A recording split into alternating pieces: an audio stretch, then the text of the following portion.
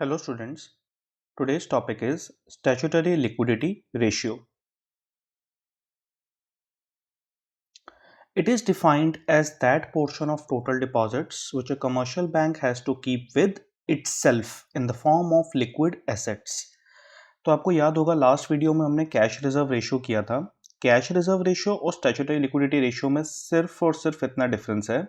Cash reserve ratio में हमने कहा था that commercial bank has to keep certain proportion of their total deposits with the RBI, लेकिन statutory liquidity ratio के case में with itself.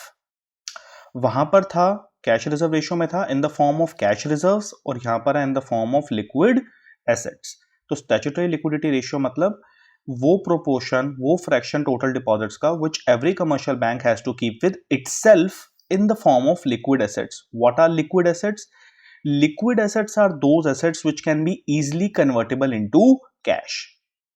Assets that are easily convertible into cash.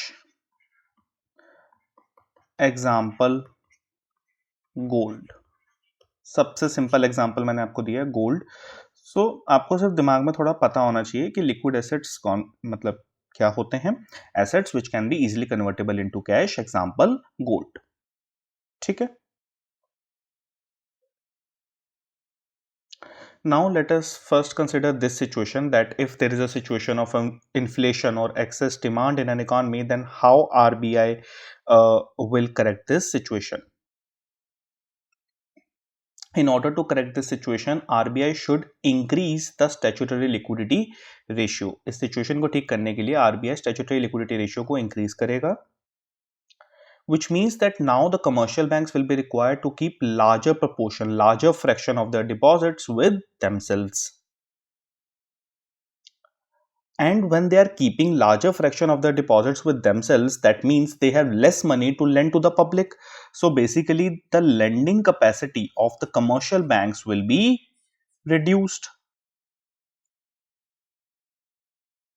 which means that money supply in an economy gets reduced, and ultimately this will lead to reduction in aggregate demand.